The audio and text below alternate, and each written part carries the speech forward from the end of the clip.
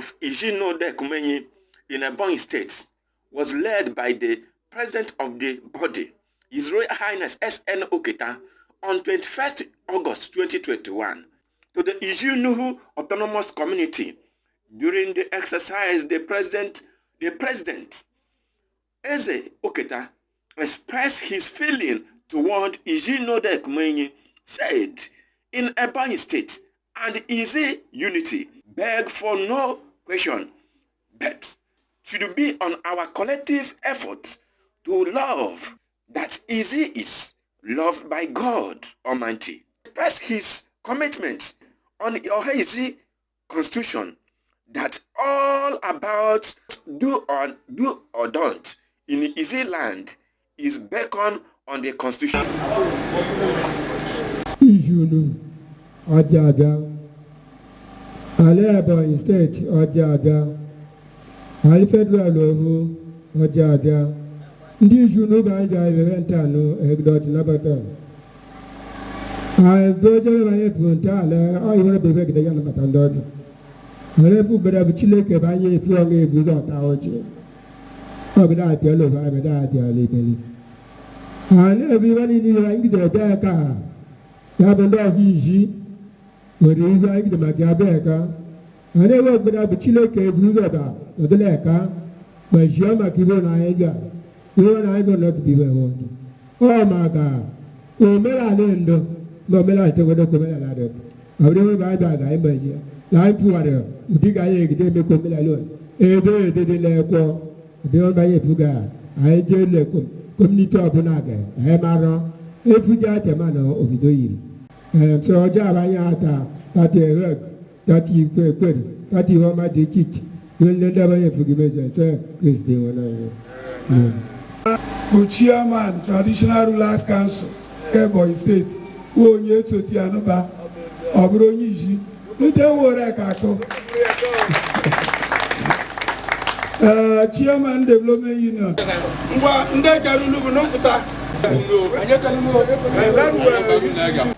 Uzo ke gegide hajiji. Ya yutare go shunabu o Supreme Court kijiba.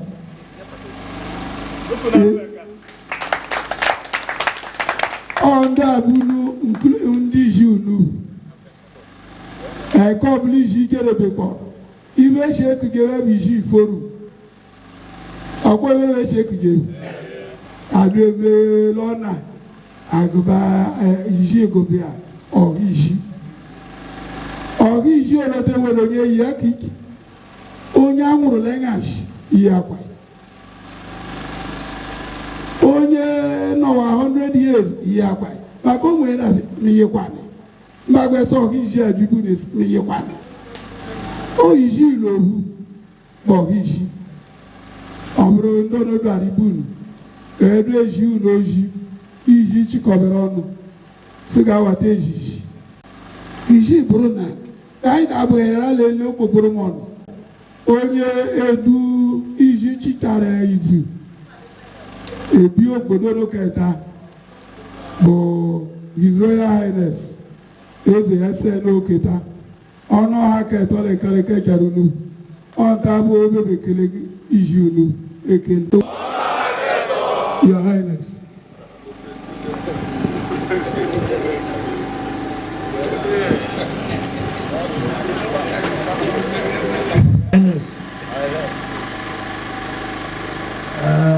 Ndoda ibe ju na medu taru ni jinta na tabe jinnya nwa gre ma be jo na guzo mama Washington ala be fute ga saba ga ko ibe na ka bu ujikota ni jimbu kele epo de wari geshi ndo maribu ye me uraba sai ora hoje ipu ebe ko na mar liji Chineke malenga me bidole unda ekru abegye lenya libe gasa me ofta yiji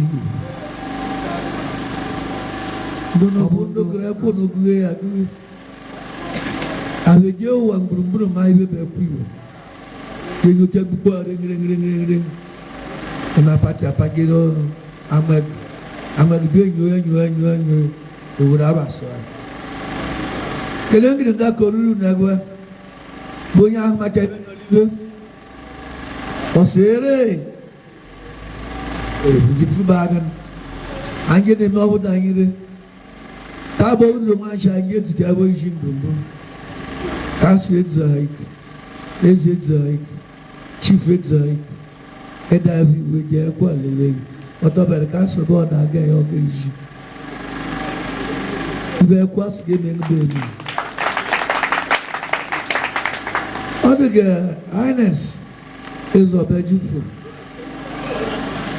Anyị eme ka azụ ụmụ agada be anyị lekwo ọla ofujite tuad agụ eke ekwo kemgbe ke alụ n'oge awata agụji ụmụ ekpe n'iji ofuji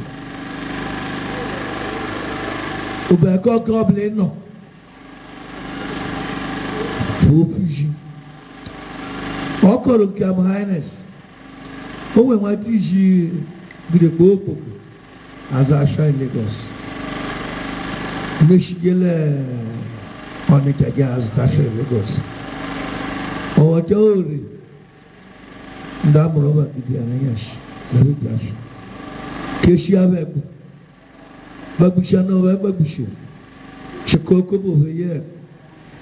Abukamata Kijon Obaloshalur Yeke Kibialush Potonyam Robalan Segushi.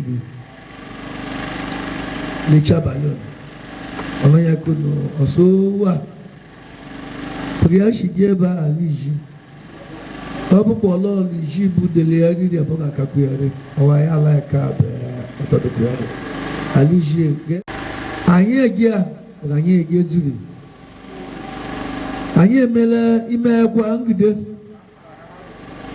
Nega me fose egia zikale afu. Beka sledza haik. Onwere ihe imetara bụ ibe ga ebe ka a soro weta ekwo anya sekretịrị mkpọkpụ lọgụ akọ ihe onye imetara nọmbụ iji eme ya ọtọ bụ kansụl sịrị lọgụ ije libere ishi ọ bụ kansụl sịrị ya anya 100,000 ọ ekwa edo gị ihe ime ọ bụrụ mkpụkpọ ọba abụja kansụl wachi echele ya ọzọ wa ibe ọgịrị hand over ba ichi echekwa onye ọzọ ahụta ka ọ bụ iweta ada ya ofu ekwu iwu iji kelee mkpụkpọ ọbụla eme ka ya nye dịka ala mkpụkpọ ọbụla anyị nyere nwere ekwu iwu abịa iji bọbụ anyị na-efulọn maka ibi ọ bụla 15 villages mere kọmuniti n'ogabe enwetiri ife abịa enwe ha na anana ka obodo oge gị ma teke chiti gị ma teke mmeghi ife ndị ajọ iji gị mara ufurube gị mara ufurube gị kwaba onye ọsọ ọ dịkọta ekwo ọ gbakakwara ya ịkpafe aga mkpafere ya o nwere ka eru eme ahụ abụdị ya gị sa gị bekwa na jụ nke wekwa bụrụ iji lo emjerekwa ekwu iwu iji gị jele ịma na agụgụ nwa na agara gị ọ bịa nwa biri ndị ka efuta dị ka agụ ekwo ha egewe apụpụ na agara gị mara ka ikwesịrị ejeji mara ka ikwesịrị ejeji ịmara ihe kwesịrị ememe ịma ihe kwesịrị ememe anyị na-eme ka anyị karịa iji gburugburu n'iji gbalihu arụ gosi asa ntamadi ọka amamihe tụpụrụ anya anyị mee ka anyị kachakwa amara ihe na ihe kiri Abakaliki isi abụla ndị ọcha shi Kalaba batalonik asịrị bụ ndị ọcha ahụ bụrụ ndị bekee so gị aga fụcha egwu na mat geza anụbal ewesịrị egwu ala achịfụ batala iji ewere omume kọwa isi sọpụ ali ewere ala ụzọ na-eshiga ege eza na-eke eza rodo ihe o sheburu bụ European kwọta oyishi nọrị anyị nwere ala nọ ezasi iji emebi Igbo si iji emeju, ndị mba ka esi iji emeju. Oru ede ka eme ka Abacha azanye Ewo steeti ke. Aja ha ke edobe ka Peter. Ebi amsogo jadula fi egudugbe bebe gelele ki afi. Oburu fufu. Mbeke sega ja state capital be atokwa mo he develop. Ba ebe mo structure le gidi ekuyo ni ebe ekuje take off. Yeje check off dule afi e check off dule ka amo kashi. Ade le ka off level land. Awa agolo mbeke mo court police ibolili Bratrota Apata state capital de Dobeju. No karo mu nek. Ntara banye riwa uru ya. Nem na kanta. Bono gbogri ya so catering in the midnight. Bo kacha gewe gburu shalu ya bayibo. Lura nyeriti. Wo le be mega nkele onye obule. Mendo iji hotel. The executive iji hotel. Mende zibe. Ga ma lo iji tabu ko na ya so ofu a. Ofu ke na bule. Owo ri do ta na ta. Ndebe ga karo onye obule no leka. Menda jadro no. Owu iji tabu do nyela numu ya o. Owu iji bu me nwa hu no le bonta. Ni lo iji. Ai ndebe ga karo nu le. Oge ruwa teke ba ngezika la weko. Eko iji kroku haibi megazi.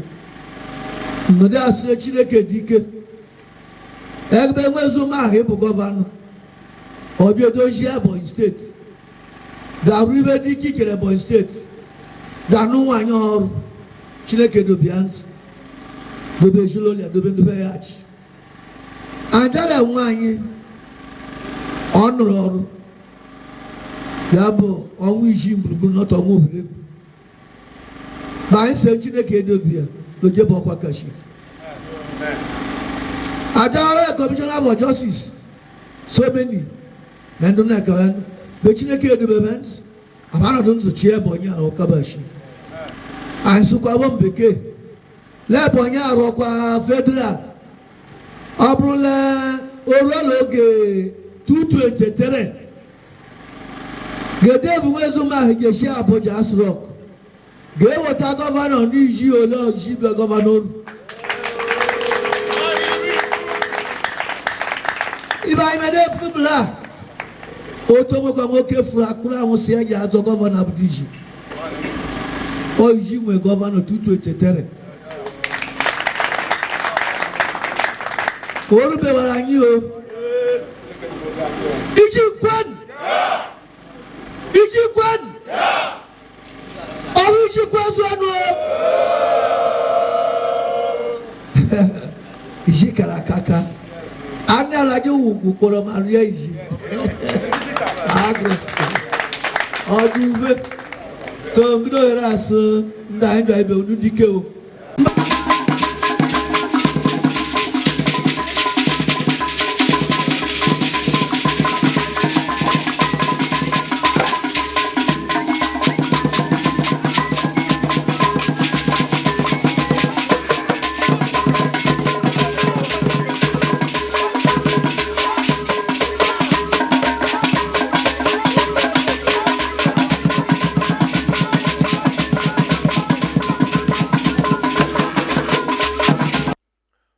John Nkoda, ably represented by his assistant, Mr. Andrew Ekpe Nwagu, said all the matter arising from the every part of Izzi Klein must be addressed in line with the constitutional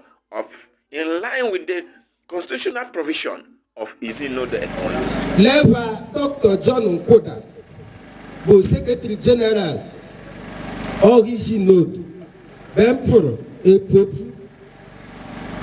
Eva Kamede Funu, Prince Andrew Ekpe, Assistant Secretary of Izzi Node. Ekwiwa Duleka onye obule tukelenya bịa be ma akọwatara unu go shedo lekwu iwu a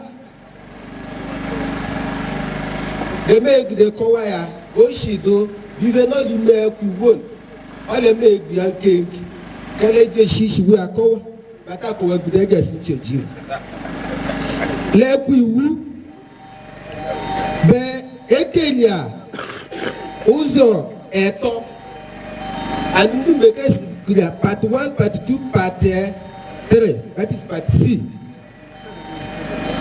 Part A with the article of the Constitution. Under that article of Constitution, about 27 articles. Then I be aware of the schedules. Schedule no had 14 schedules. Even could I call each village launch this constitution.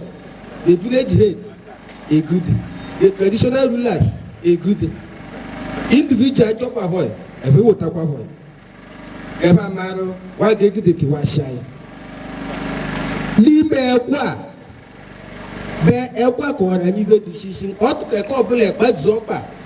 Bo shi meti tan bendishi, me ba tsanyer.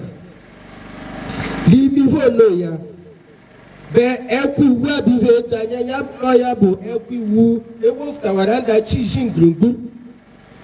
Economically article 1 bedelia. Supremacy of the Constitution. This very Constitution, baby apple, ekwo bo ofu aliji.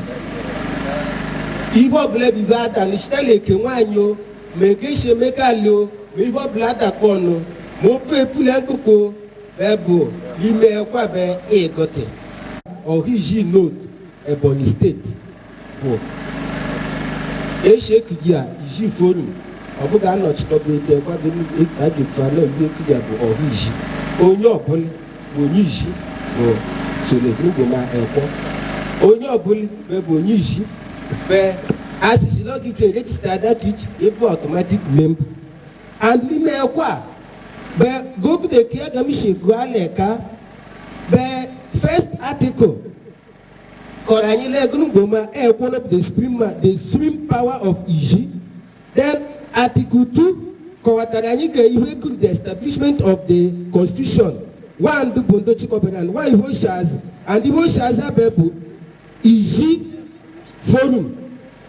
Egbantano, Fualowa Yabu, the apex social cultural body, La Liji, Eku, or Riji. Eko Block Fejeko, Be, Bijeka Gije Bohije Chia stamp. And Omega Marili Meko. Go to your blend. She doesn't enter issue new. Oh, food after Lenkoko, the community, Bebo, Onyembu, Ege, Chibu, village head. Village head to Chedon, or Boto to Cotadre. Oh, they report Quacopi. Ewogilia is community. Is a community on the Putai, one the cabinet. Obevete Pukotadre, Oponoya Agbali, Jeshale Gungoma, Community Development Union. Ojejale Community Development Union, Obendu Community Development Union, Pukotadre, Oponoya. Ebete Kwava report, follow up, attach with village head people, Jacoba Hundo, cabinet people, Egida Jeshale Gungoma, Iji Traditional Rulers Council. Then Obele Gungoma, Iji Traditional Rulers Council. Ebe puto pono ya gige berebe obende pu tekoda noma ebe agbete kono wota sharia ohiji as the last body of Nigeria, so have the Supreme Court of Nigeria.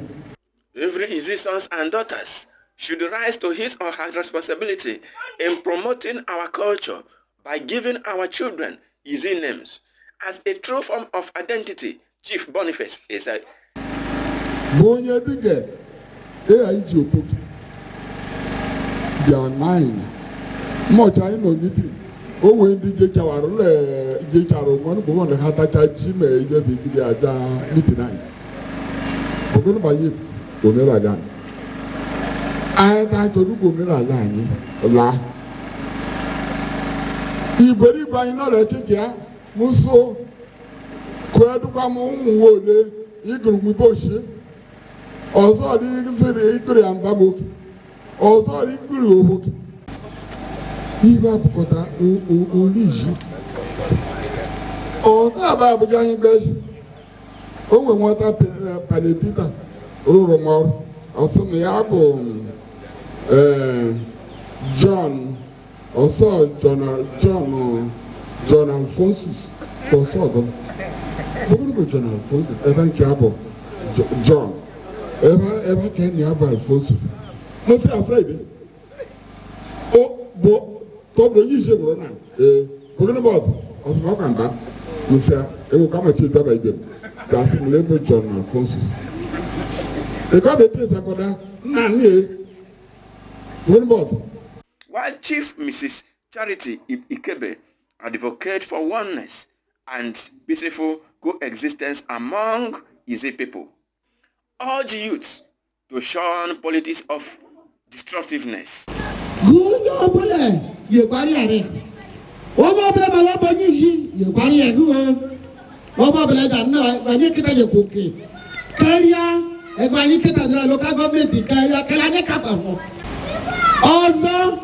Boro unwoke mo nwanye mara nyo azokono maro enya kibo ọchịchị ono unu ba hokwale otobudu nure ọkwa otobudu nure bụ na etoru otono du nure ono bụ na ahụ makwa le unugide kwa budu gude etoru otono obe igekwe megide onye nolotozi obi igekwe atọghị isi kpakpo onye kodo maọbụ kpa oke mgba ka agụlụ onye ọbụ kelu tanụkọbedu n'otu ọchịchị land ọzọ blọvi ji anaghị anọ anyị bụ ndị efu anyị efu bee ihe gekwara ahụ emege atụte ndị be anya ya mgbenye ma oge eru ebe mara ọdụ chịkwa mpiki mbuli ihe gbasara ka ọchịchị obodo anyị ke steeti na obodo ke Naijiria kele ekonomi anyị eshe ketakwa n'oke rubere anyị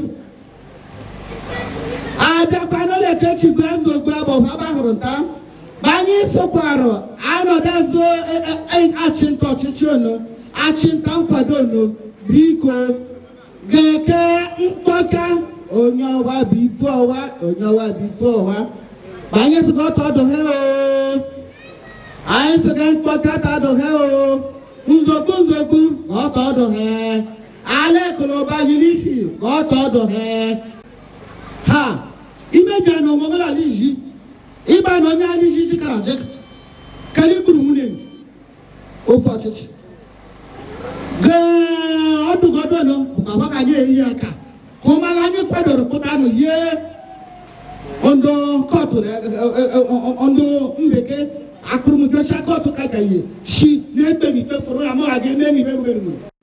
The Ohiji legal petitioner, Barrister Hassett Ogron, disclosed that Iji clan has outrightly prohibited selling of land, but only allow leasing, and warned land sellers to be wary of this development.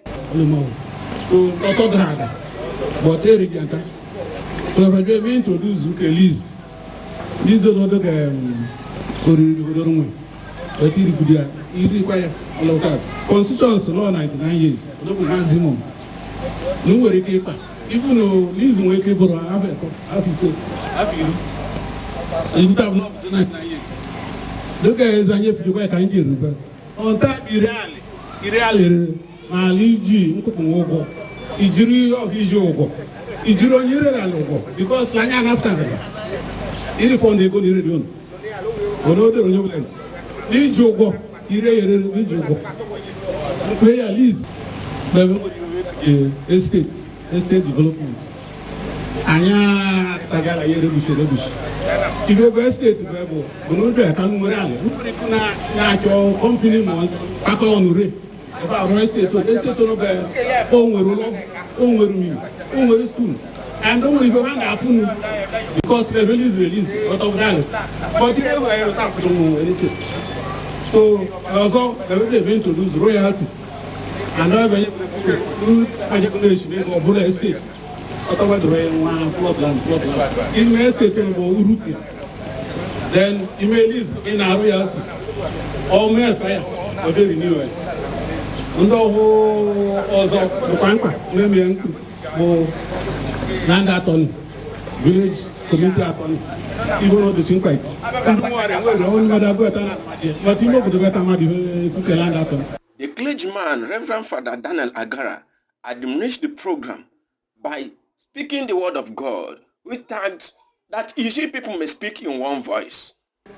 Iji, Weru Olulan, Weru Ofulan, Weru Aslan, Bugulabema Efleka, Yome Futabodo, Ofi Iji, Bomuroyano de Fofuki Iji, Gefuyo Fiji, La Olulan me Fofiaka, Bemara ile Fofiji, na no Fiji.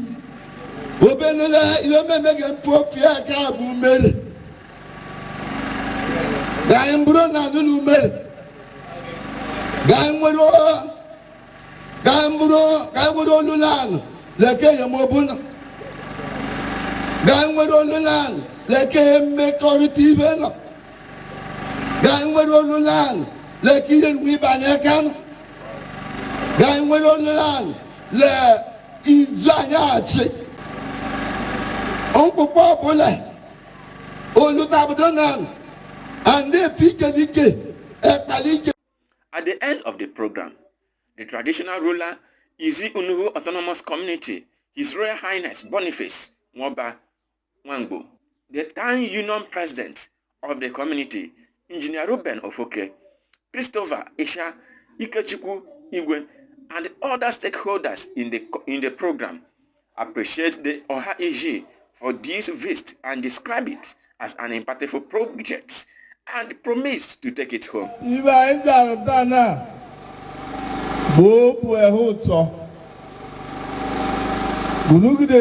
Batale community mondana bibo ma bunugu de bata ibo mono ge tu na hele ishekele mondable kain on tabe Boy State oboye nwe Boy State abo engineer Dr. Nweze Omai igwele zora one of Jimbruburu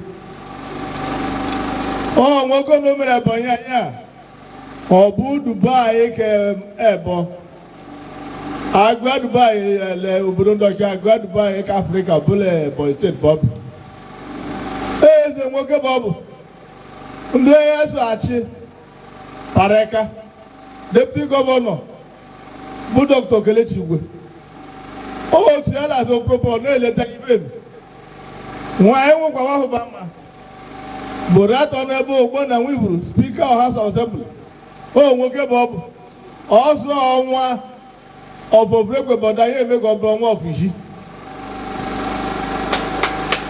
na-arụnụ na-egunu njọ arụtanụ banye asụ Chineke isi nọ n'ekume eyi bụ ikewara ọhụ isi n'ọwa ọbịa ya epubula anyị bụ naanị sitara otu ada dị ije Kigbo Jibalonwa Rabazu Agola Leva Jesus. Odo Wadeke Fugekwadia. Loya Bigbo Boya Bowa Wikiki. I had to go abroad now. Magodo when we were making a catabon. Madame Feke Popu Dab going Bojin, all a young people you well. Then go make you pass each other. My cheese so much you could do one top of a level of Guam. There's only a few at time at hope. Nene in Manakosh. Only we should be a maybe of the wish. I had to go Brivelan. Bushaike. Unuma the Gagasha to give. Last night to give Mam Labo. Abumona Pronobo one or two Totara. A shot to go to that to get it. Todo and the new battery. Or Pocolan Mapashigota. A major Metamba Buenmat.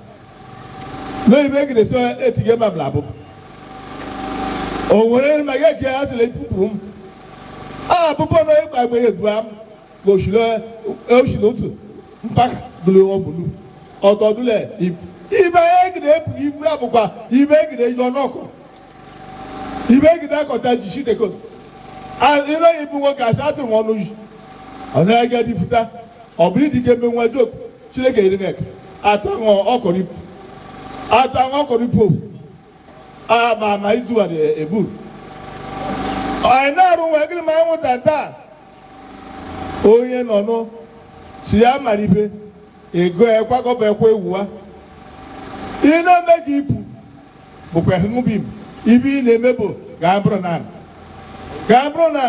ga lọta nwodo onye dikele ga-aha ịga ịgbado ofu minọ dị memba bụ ihe marụ ịba mepu m ọdọdọ ebi ajịghị bụ ipon ọ bụ nwata iji be mere gị ebi ama agbapụta onye obodo azọpụta onye obodo mmere gere azụta moto dị Badan nwụchi Badan gbaa moto dị asọ Ọnịcha mini ndụ mmadụ kere mụ ga ya ga bruji ma ụra ihe ome mma mmadụ ọ naghị ofu iji pefu mọnụ so waghị ome ego mụchile Badan gengela ndị asọ Ọnịcha bile ala igbe anyị ọgba ebota ma bi nwere onye ọkwa mekasị mbụ mgbe m fere ise mbụkọ onye iji ọsọ mgbe ọbịa babara m ha n'Ọnịcha mini onye Yoruba mee ji dachi ha ma what do you mean how manage musole ndo bụkwa ndị bank oṣù mọ́ṣọ́ ní mo lè mẹ́ yọ̀ ọ̀bà ọ̀tọ̀ ihe brata mẹ́rin àná mọ́tò ẹ̀yìn àṣà mọ́tò no number báyìí àbẹ̀ sọ́kà ẹ̀wọ́tajà ẹ̀mẹ̀ sọ́tọ̀ dùn dé sọ́wọ́ ẹ̀mẹ̀ kí o bó bí fún o fún àkókò lọ́dà sọ̀rọ̀ yóò bilẹ̀ lẹ́ wọ́n fi ń wúra wọn bí mo ibà àgbà kẹta bà kó àfọ́tò fúnẹ̀ ọ̀bì ẹ̀kọ́ wọn àgbẹ̀ máa ń àwọn ṣe wọn ẹ̀fọ́ àgbà kì í ṣe ẹ̀ǹdẹ̀kẹ́ nùdùkọ́ púrúbẹ̀ntà epi ekpo fishi yere onye nwa abe nwụrụ anwụ ka ọ bụ nwato na-amaghị epuo fishi letuo na-atụbe ma atụrụ akwasịrị bụ ofe etu ahụ ọdụnụ ofe etu ahụ so anyị na-ebuje ofu ibe anyị ka ọ bụ nwe nwụtara a mara ofu ibe anyị mara ibe bụ ejeghị mara ibe balụ alụ. Community on the occasion of the visit of Ohiji on this 21st day of August 2021. I have the honor and privilege to welcome all of you, good people of this great Ohiji at Iju community, on this historic and interactive visit. I wish to especially thank the traditional ruler, His Royal Highness Eze Boniface Wambu, the Igwebike II of Iju Autonomous Community, and his cabinet for their competence in piloting the affairs of the community. The executive of Iju Autonomous Community have continued to enjoy a robust, cordial relationship with the entire community. We have not had a single case of disagreement with each other because we both know our areas of operation and limitations. Let me happily inform our visitors, the leadership of Ohiji, that their visit is very timely as they avail my people the opportunity to interact and discuss issues as it affected the community.